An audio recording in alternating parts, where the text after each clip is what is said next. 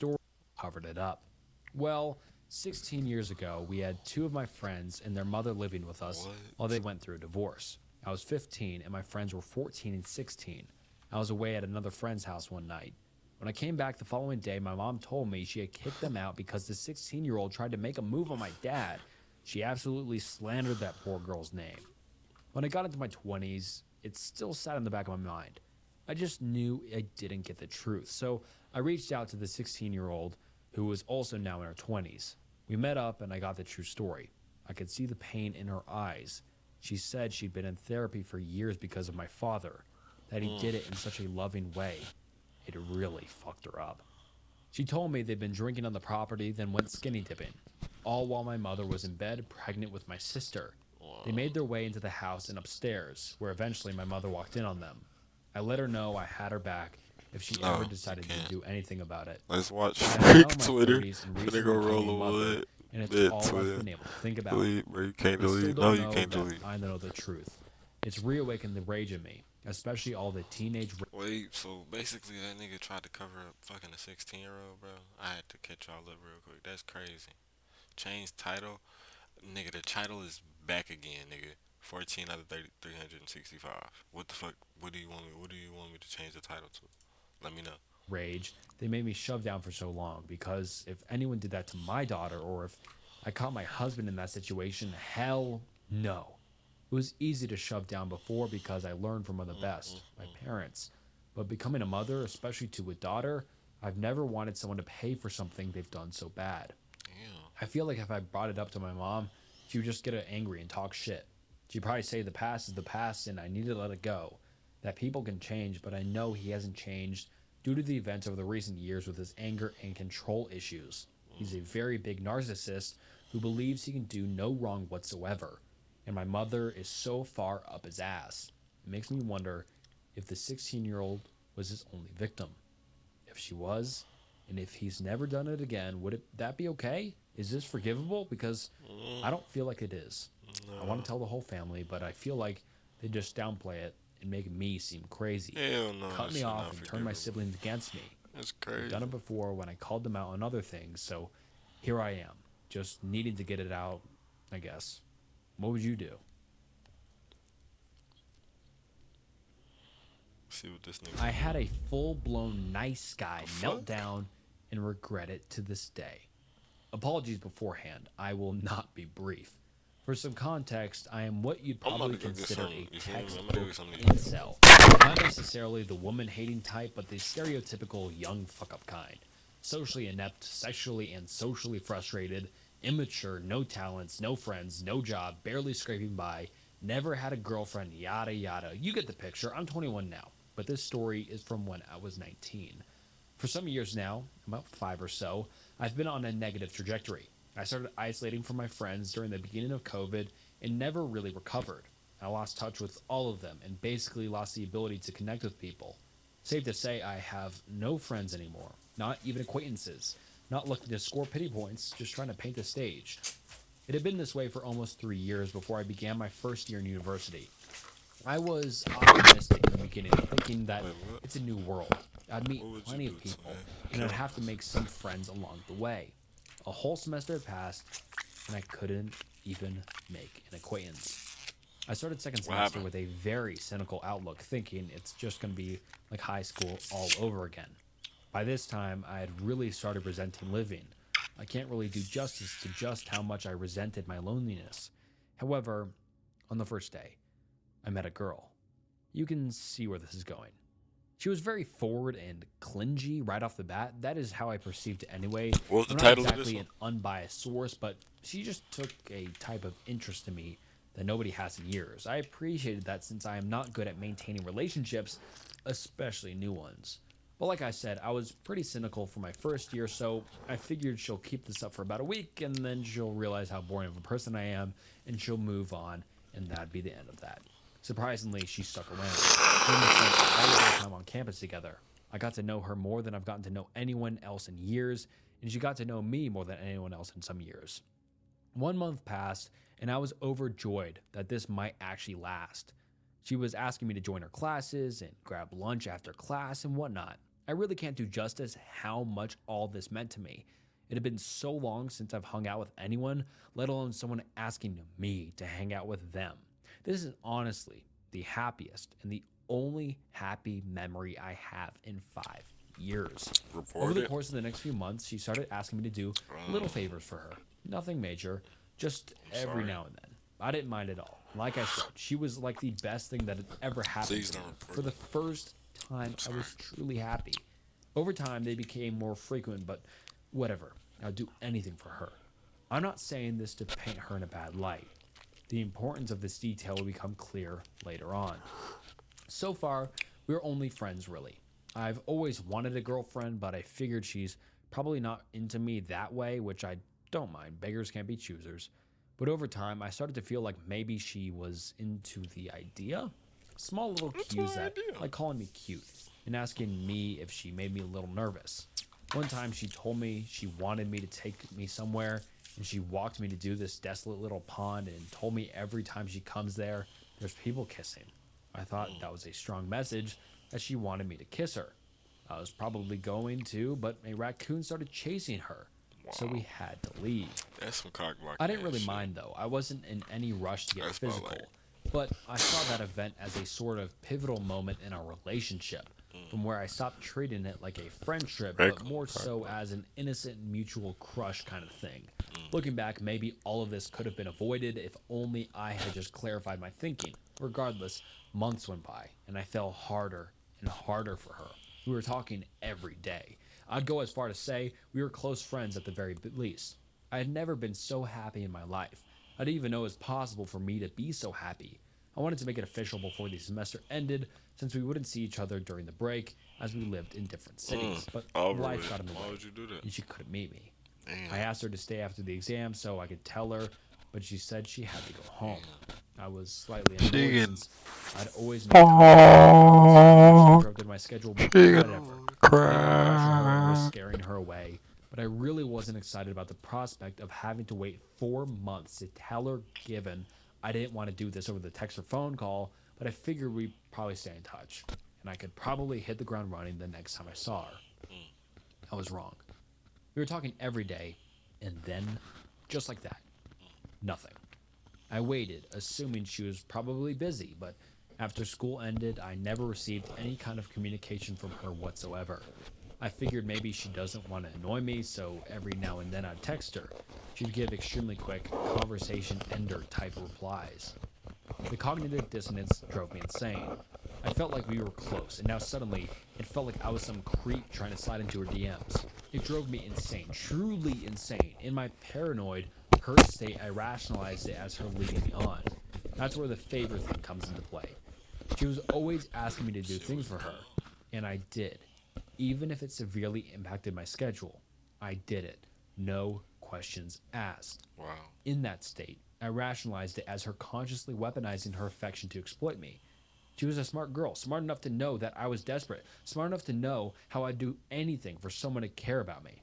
So she made it seem like she did, and I'd do whatever to keep that. It all came to a breaking point in the middle of the vacation when I confronted her over text, and she seemed rather indifferent to the fact that I was as upset as I was. And then came one of the single most embarrassing, shameful moments of my life. A full-fledged nice guy meltdown like so many you've seen r/nice guys or whatever. I wasn't vulgar about it, but it was the single most Fuck is pathetic that nice thing guy knows I have ever done in my life. Literally, from the next day, I wanted to beg for forgiveness. We weren't on speaking terms. I knew I couldn't just approach her in public and do this, so I kept texting her apologies, which made things worse. She told me to stop contacting her. I know I should have stopped right then and there, but the guilt was eating me alive. I really didn't want her to hate me. She was the most important thing in the world to me at that moment. I couldn't bear the thought that I'd just become some fake nice guy in her head. I kept texting her apologies after she told me to stop contacting her. It's so dumb looking back. I know now I should have stopped, but I didn't. She kept ignoring me. I waited a couple of months till her birthday, and I wrote her a card apologizing, to which I also didn't get a reply. And a couple months after that, I wrote an email again apologizing. I cannot rationalize it in my thinking now. Like, It He seemed was on so obviously insane and some simp unstable, shit, wasn't he? but it Like he made was on so some much simp sense in shit. that moment. Like hella. The Don't y'all think he university was on some simp intervened after shit? that. Like They hella? told me not to Hella, hella, contact hella. her in any way. They told me she was scared of me.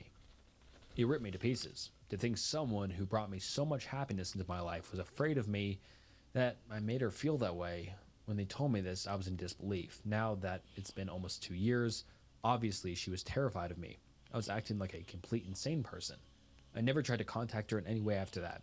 I was completely and utterly devastated that I made her feel that way. For months after, it's all I could think about. A whole paradigm shift occurred to me after that whole incident.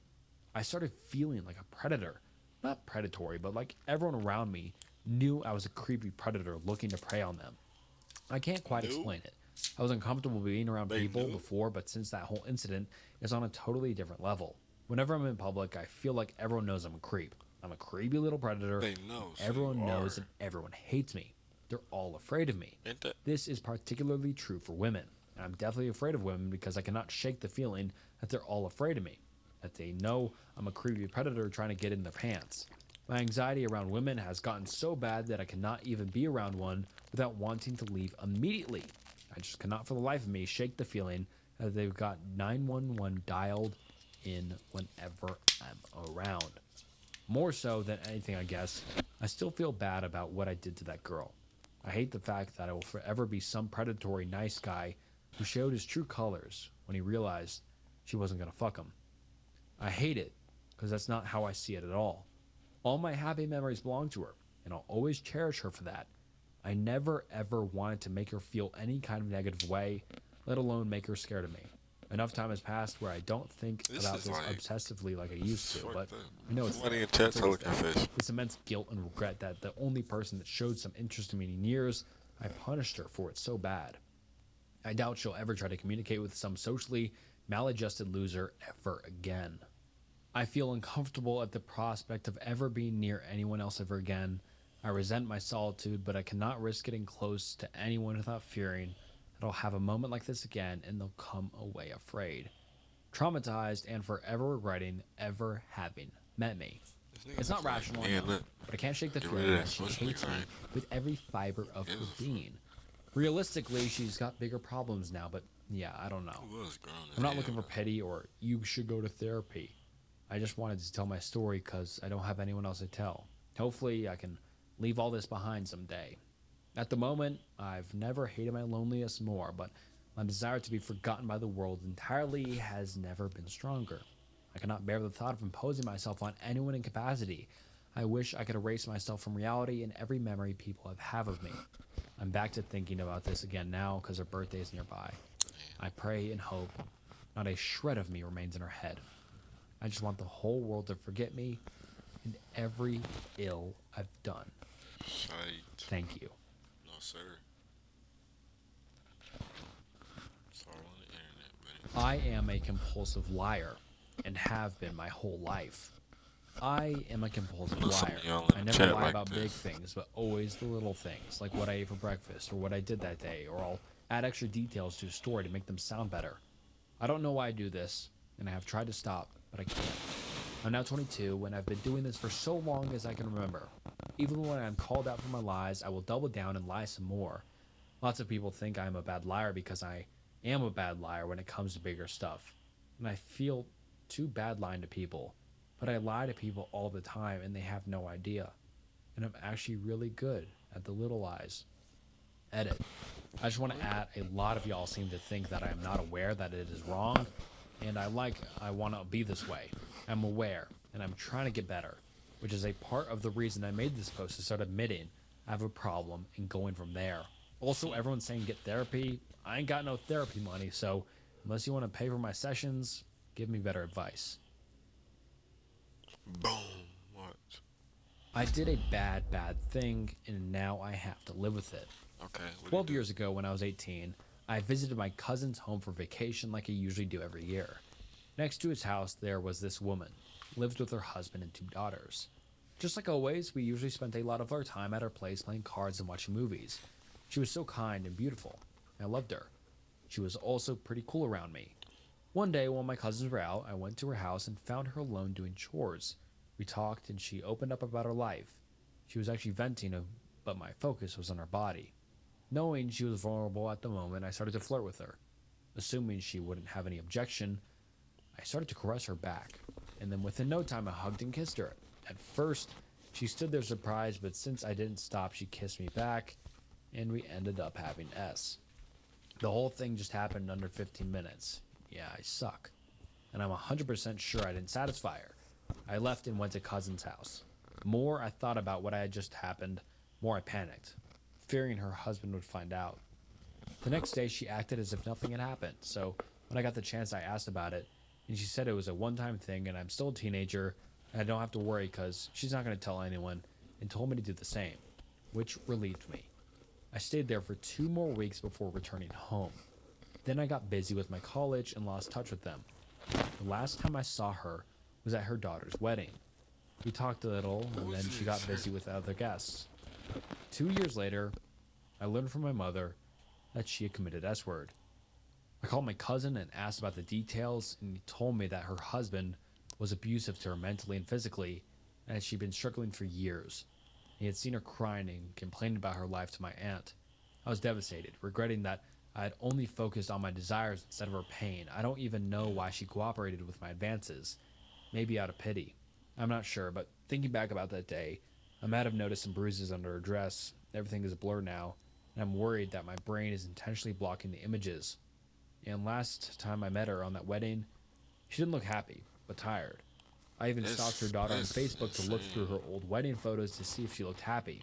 There were rumors that her husband was involved in her death, especially since he remarried just 3 months to her death. I should have noticed the signs. I've seen him being a sore loser and exhibit anger after losing a card game, even when there was nothing at stake. I've seen him fighting with his daughter because she had a boyfriend. I knew both of his daughters were terrified of him, but that is pretty much normalized in my country. One time, he and I got into a political argument. I rebutted all his points, and he became so furious and serious that his wife had to intervene to protect me. But he was funny every other time. He won't hesitate to spend money for food and other items when I'm around. I should have done something. I don't know what, but something that would have kept her alive. Her passing affected me deeply, leading me to SH during my college days. I've kept this secret for years, even from my present psychiatrist. I'm ashamed of myself, and I thought it is better to keep it hidden. I believed I kind of got over it, since it has been years, and I left home and moved to Bahrain as part of my job. But now her younger daughter sent me a request on Instagram, which brought all those memories flooding back. It seems like I have to live with this guilt for the rest of my life. Yeah, man. But it's really not no guilt, bro. It's not too far. I'm having a baby tomorrow, and I'm not ready for what's ahead. So yeah, basically I made a really stupid mistake. I was fat, and I was closed off from the world and didn't leave my house. I made one friend and I got out and became a completely different person. I met somebody and we are now having a baby. I was never with any guy in even a stupid relationship way, and definitely not sexually before him. He's never been in a relationship with me, and it's been over a year of us doing stuff. He has other kids, and he's currently messing with another girl who recently had a baby that isn't his.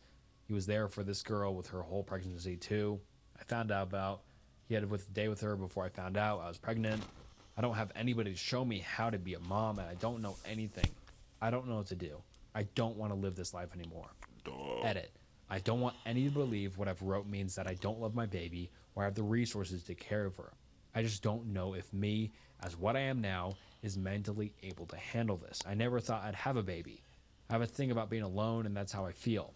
I'm completely terrified of being a bad mom and not teaching her the right things in this messed up world. We never know what to expect with anything. I thank everybody for their advice and support. I have a long road ahead of me and a lot of decisions I still have to make. Edit 2. A isn't an option, obviously. If I wanted that, then I wouldn't be having a baby in 10 hours. I've stated it, I absolutely love my baby and wouldn't have aid her even if I did not want to raise her myself. I took the action to create her, and it's not fair for me to just throw away a life due to my actions and not wanting to face reality. Edit 3. Currently in the hospital with contractions. Don't know how much longer this will be here, but we're getting there. Last edit. The birth went a lot faster than most and wasn't too bad. She came out completely healthy. It's pretty crazy to me that I'm a mommy for the rest of my life, but I will try my best to raise her and give her everything I never had. I thank everybody for the motivation and advice. I don't thank all of you because some stuff was just straight up stupid, but most of you did help. That's what's up. You feel me? And alright, guys, that wraps. Yeah, get up on my face. I ain't gonna. But yeah, I think I'm about to